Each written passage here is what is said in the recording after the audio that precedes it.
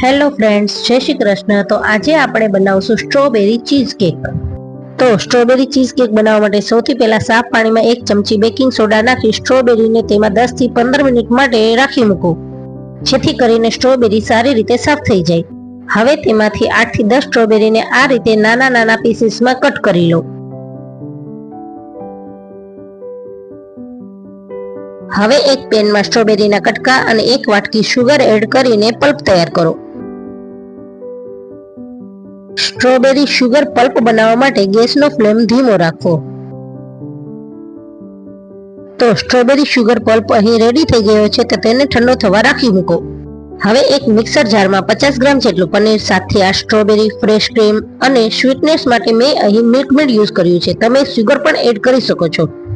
Mixer જારમાં blend કરીને એક સરસ ક્રીમી ટેક્સચર તૈયાર કરો। હવે 8 થી 10 બિસ્કિટ લઈ તેનો એકદમ બારીક ભૂકો કરી લો। મેં અહીં મેરીગોલ્ડ બિસ્કિટ લીધેલ છે, તમે કોઈ પણ બિસ્કિટ લઈ શકો છો।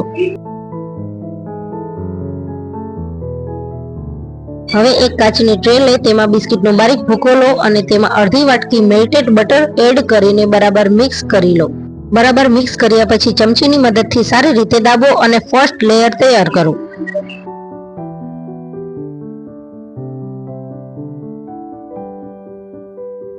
હવે સેકન્ડ લેયરમાં આપણે તૈયાર કરેલ સ્ટ્રોબેરી ક્રીમી ટેક્સચરને પાથરો।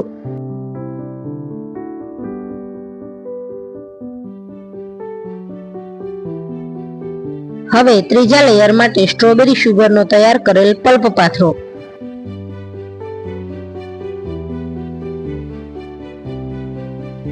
હવે છેલ્લે ચીઝ કેકને સ્ટ્રોબેરીના કટકા અને બિસ્કિટના ભૂકાથી ગાર્નિશિંગ કરો।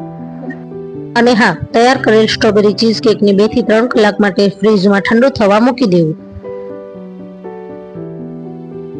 તો લો, તૈયાર છે આપણું યમી અને સ્વીટ સ્ટ્રોબેરી ચીઝ કેક।